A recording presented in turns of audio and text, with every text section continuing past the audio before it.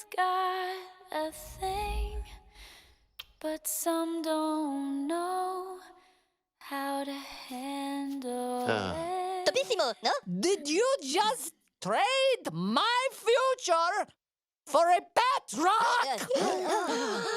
They say your style of life's a drag, and that you must go other places. Just don't feel too bad when you get fooled by smiling faces. Don't you worry about don't you worry about a thing, baby. 'Cause I'll be standing on the side when you check it out.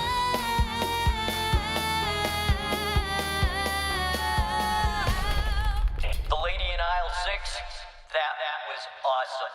Don't you worry about a thing. Don't you worry about a thing. Don't you worry about a thing. Don't you worry about a thing.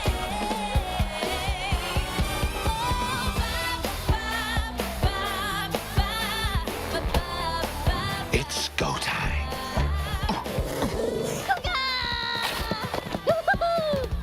That's an image I'll never get out of my brain. Ah. Your songs will carry you. Just sing.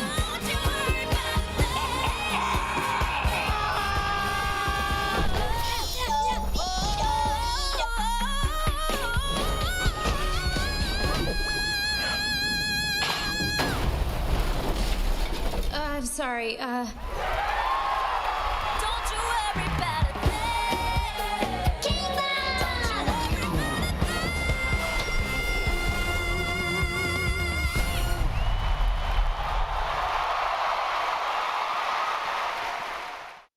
So as we kind of wrap the morning, and just a quick recap, and then I'll connect it to sort of why we're all here.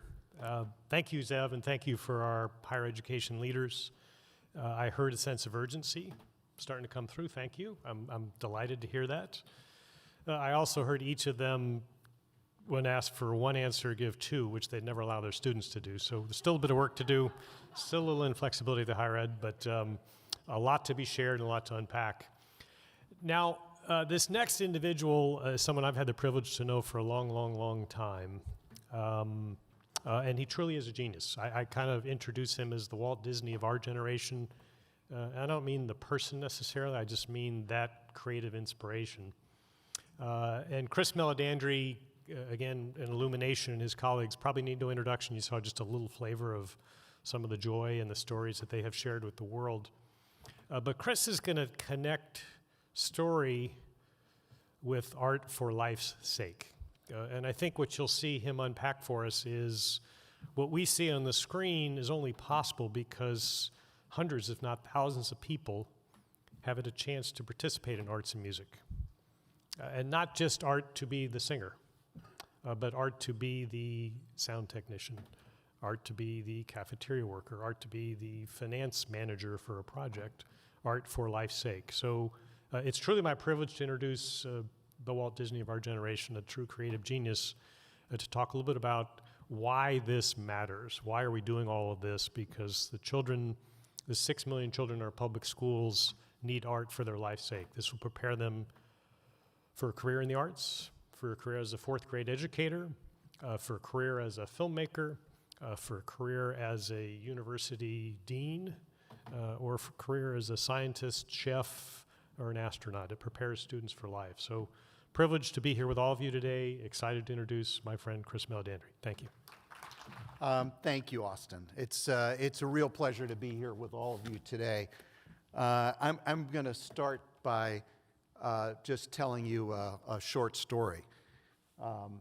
It's a story about a boy whose father designed men's clothing for very fancy people. This boy dreamt about working in the theater. He acted in school plays, terribly, I might add. He volunteered at local theaters, sweeping the floors between shows. and picking gum off the bottom of the seats. And then one day he went to college and he took a class about cinema, and he never went back to the stage. Everything from that point forward was focused on the dream of working in films. He got his first job as an assistant to a powerful producer. And after making many movies, some good, some not so good, he founded his own company called Illumination, where he still works today. So I am that boy. 16 years ago, I founded Illumination. Today, we're 800 people working between Los Angeles and Paris, making many of the movies you just saw represented in that reel. So my question is, where does the door first open that even allows a young person to become curious about creative expression? I was extremely fortunate. It came directly from my parents, who exposed me to art, theater, and film. And when my father suddenly died at age 50, I was 21, and an opportunity to work as the assistant to that producer presented itself to me. My mother was an activist, and from the time I was 6 years old, she had me helping her pass out buttons for upcoming elections in New York City and getting people to sign petitions for new initiatives. And that began a lifetime of being involved in education, civics, and politics. But as I reflect back on my 64 years, Proposition 28 stands out as the most significant effort that I have ever helped support. Prop 28 has the opportunity to prepare our children to become creative thinkers, regardless of their economic backgrounds. And as Austin said, we're not simply talking about nurturing the talents of children who have the potential to become professional musicians and animators, although they are also included, but we're talking about the creative thinking that's becoming increasingly more relevant to the quality jobs of the future across a wide spectrum of industries and specializations. Now, Austin's leadership and vision, supported by our collective efforts, has brought us to this point. However, as you all know, executing on Prop 28 to its fullest potential will require a level of drive, will, and commitment even greater than that which enabled the passage last November. So my situation in life was unique, and the opportunities I had were rarefied. So I stand here today with the responsibility to help create an environment for children who may not have had the same opportunities to become aware of their own creative voice and to learn that there are creative paths, there are career paths where they can apply that creativity. 16 years ago, when I started Illumination and needed to find 300 artists to make a film called Despicable Me, I ultimately ended up in Europe because I could not find enough qualified artists here in the United States. It was just too competitive for those artists. But when the next Illumination is looking to staff its projects, I look forward to a world where our public school students are well represented on those teams in a variety of different roles. Now, prompted by Austin, Illumination started exploring the arts education pathway, even prior to the conception of Prop 28. In 2020, at the onset of COVID, Austin called me to ask if I thought Illumination could pull together the curriculum for an online summer elective on animation offered to LAUSD middle school students. It was clear there was a pressing need for this type of artistic enrichment. The only problem was it was March and the elective was scheduled to be offered in June. But my team leapt at the opportunity, and today that middle school elective is now an accredited high school class and has enrolled thousands of students since its inception. Now, to tell you more about that program, I want to introduce you to Kelly Lake, who began her career as an intern at Illumination and today is co-producing movies for us and oversees animation with Illumination for us. So Kelly, please come up and share a few thoughts about it. Thank you, Chris. My name is Kelly Lake. I've been an employee at Illumination for over 11 years. The Animation with Illumination class, which you're seeing clips of on these screens, is one of the most rewarding projects I've worked on in my career. As Chris mentioned, we crafted this class in the early days of the pandemic, when we were still learning the inherent advantages and limitations of remote work. The first step was crafting a curriculum that covered what we in the industry know are the fundamental skills required to produce an animated film. We then worked with LA Unified instructional specialists to conform the curriculum into a 5-week course that was clear and accessible to the students. We then assembled the Illumination employees who would record what turned out to be over 20 hours of instructional content. Everyone on our team at Illumination was eager to participate. Artists, writers, composers, editors, and employees from every corner of our studio offered their time and expertise. And the class's content reflects this collective effort, as it not only focuses on key artistic principles like drawing, design, and the basics of motion, but also exposes students to other jobs in the industry: writing, graphic design, consumer products, voice acting, and directing, even business strategy, as the class asks students to think critically about the optimal release window for the movie they want to produce. Accessibility was a key priority for our class. Austin's unprecedented effort to ensure all students in LA Unified had an internet connection and a laptop was a strong foundation. Illumination coordinated the shipping of any additional supplies needed, ensuring that students would not need to purchase or provide anything themselves, not even a pencil or a sheet of paper. Students of any background or socioeconomic status could learn, make art, and have fun. The initial class ran for 5 weeks in the summer of 2020, and the feedback we received from teachers and students was very positive. Teachers informed us that the level of engagement was high, that students were not only logging in every day and actively participating, but were even spending time outside of class collaborating on their projects.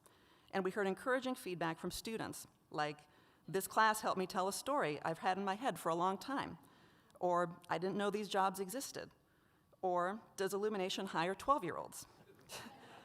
We don't, but these kids are really talented. In 2021, we also took on the challenge of transforming the class from enrichment to a 4-credit offering. After assessing the course with LA Unified teachers and administrators, we produced additional, more advanced content to satisfy the state graduation requirements for a visual arts class. In the 3 years since the class's inception, it's enrolled over 3,000 students in both middle school and high school, in person and online. We look forward to continuing to grow our Animation with Illumination program and seeing the other great opportunities for California students that will result from the passage of Prop 28. Thank you. Thank you, Kelly. And whatever we've been able to do to help LAUSD students, Austin, I have to tell you that the pride that was felt inside of our company, having created this course, was one of my highlights of the last 16 years. So thank you for encouraging us to do that. So I think we're all aware that our students are entering a world that is transforming at light speed. Linear thinking is constantly being disrupted. Systems need to be reimagined. And Animation with Illumination, as Kelly has described it, helps identify and support public school students who possess unique artistic talents and must be given the opportunity to discover and develop their gifts. And with Prop 28, there will be equal opportunities for those students who will need to develop creative thinking that is so crucial for the entire workforce of today and tomorrow. Problem solving, emotional intelligence, social interactions, looking at the world in new ways, discovery, collaborative efforts, stepping out of one's comfort zone. So we've asked a few employees within Illumination who work in these areas that may not seem immediately artistic, but to share some of their reflections about their job and how they employ creative thinking. So let's take a look. Hi, I am Gilbertson Cuffey, VP of Promotions and Partnerships here at Illumination. Growing up, the arts were always part of my life. I was definitely an artsy kid, from playing the saxophone, piano, and singing in choirs in school, many of which look like many of the schools that need better funding and resourcing. And later on, getting into acting and slam poetry, the last being pivotal because my best pieces were focused on telling stories. The audience really responds when they find something relatable. So I knew I needed a job that would allow me to tell stories, and marketing was a great way to do that.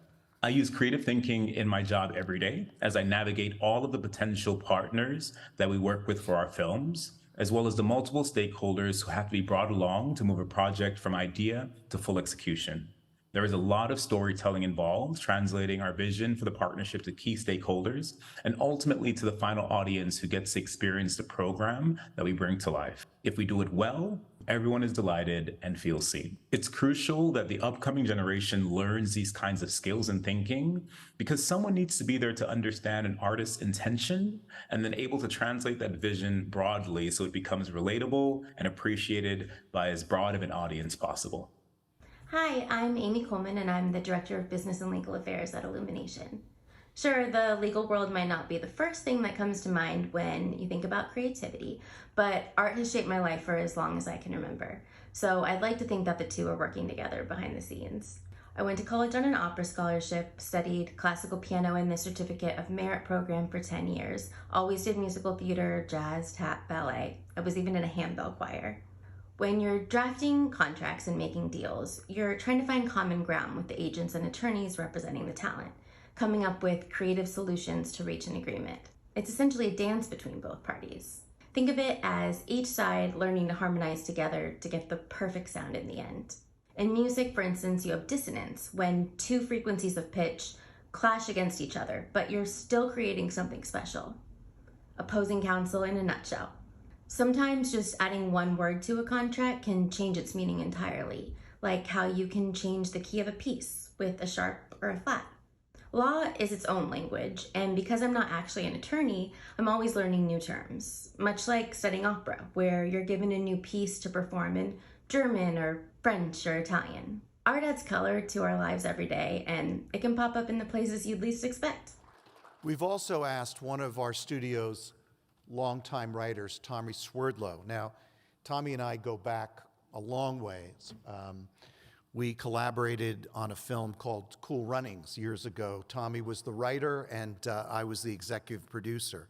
So we've asked Tommy, who still works with us today, to speak to how the arts can foster affirming and encouraging learning environments for all students, and how his childhood experience with the arts influenced his career as a screenwriter. So let's take a listen to Tommy. Hi, I'm Tommy Swerdlow. I guess I'm a screenwriter among among other things. You know, was asked about sort of how arts education has played into my, my career or my life. I'm older, so I don't remember there being a ton of focus on the arts in my Long Island elementary school, but I do remember sort of my own relationship to poetry and to Dr. Seuss and to language. I'm dyslexic, so I had struggles with language, but somehow when I was dealing with rhyme early on in my life, it organized my thinking in a way where I could grasp it and I can get it. Rhyme did something for me. And so I started writing rhyming poems very young. And it was a way that kind of soothed me, and people responded to them. So I might not have been exposed to sort of a writing workshop as a kid or anything like that, but my teachers were responsive to me and could feel me and encouraged me. I just want to talk about how my relationship to at least my learning disabilities and art has affected my current screenwriting. And there is a original kind of way that I learned to express myself because of the difficulties I had with language, not only because of my talents with them, but because of my difficulties with them, that allowed me as a kid to make up my own rhythm, my own way of expressing myself, and my own original kind of syntax that when I've used it in the professional creative world, people have responded to because it really is authentically mine. And I've had a very interesting experience with screenwriting over the years where I've never really had people come in and rewrite me or worked with people. And this kind of a first original poetic impulse that I had as a kid has carried me all the way through. Everything I've ever done in screenwriting, I can trace back to like the first rhyming poem I wrote when I was 7 years old. It's the same kind of feeling where I understood what mattered to me and somehow I was able to make it matter to other people, which I think really is what art is about. What matters to you? Can you make it matter to someone else? And all of it goes back to my first relationship to words, to language, and the mystery and excitement of when I read Edgar Allan Poe's The Raven, and I was like, oh my God, I get it, you know what I mean? Or this makes me feel good, or I feel it, I feel it. And so, feeling deeply is part of this job, and so I encourage everyone to feel deeply without, to the point where they don't lose their mind. Just don't feel so much that you go crazy. But if you can feel a lot and not go crazy, you got a chance to be a screenwriter. And finally, meet Momo Wang, who is an artist, and will speak about her craft. Hey everyone, this is Momo Wang, an animation creative director from Illumination. Ever since I was a little girl, I would love to draw. I studied very hard and got into one of the best animation schools, Communication University of China. While I was learning how to draw, I created a character Tutski, which went on to become one of the most iconic cartoon characters across Asia. But after that success, I knew I wanted to study more. So I attended CalArts and earned my master's in experimental animation. While I was at CalArts, I got lucky and met Chris. Chris saw my work and offered me the opportunity to come and work at Illumination. Since I've been at Illumination, I've had the chance to work on global brands. Of course, talent matters, but believing in your dream, working hard, meeting the right people, and getting a good education has made all the difference in my career. Education changed my life. So as we gather here today, our industry has been massively disrupted by the combination of COVID and the accelerated adoption of screaming. I'm screaming in response to streaming because it has been incredibly disruptive to what we do. But, traditions that we took for granted, like audiences year after year, their habit of bringing their families to the cinema has been thrown into disarray as parents and children. They determine how to split their time between TikTok and Instagram and binging TV shows and seeing movies. So this level of disruption reverberates throughout our entire system, and it calls into questions the films we make, the audiences we target, how much we spend on movies, who we hire. These questions are tackled by everyone in our studio across many departments, and they require a level of innovation and creativity that we now know is instilled in students through classes in art and music. We're not asking our future leaders to see the world as a reflection of what's around them, but rather envision a world they believe can be more inclusive, more efficient, more dynamic, more lyrical than our current reality. At Illumination, we make movies that are enjoyed by cultures across the globe. And we live in the most multicultural city in the world, within a wonderfully multicultural state, which remains the capital of global media, both old and new. The implementation of Prop 28 in California will provide an opportunity for 6 million students in our public schools, of whom more than 60% are Black and Latino. It will lead to a more diverse, inclusive, and multicultural workforce in media, technology, and entertainment. And it's befitting that California leads the way in tapping the potential of our young people to chart the course for creative thinking that the future demands. So we'd like to close from a montage of work from students who have taken our Animation with Illumination class. But first, I'd like to thank my team at Illumination, led by Kelly, who helped build the curriculum, the LAUSD administration, the students, the teachers, without whom none of this would be possible. I have to say, it's an honor to be standing here in front of all of you and being part of this conversation today.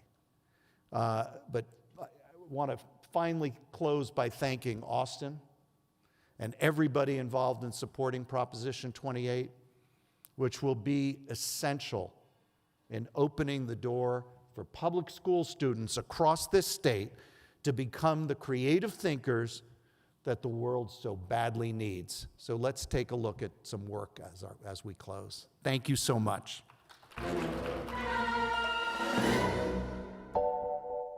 Hello.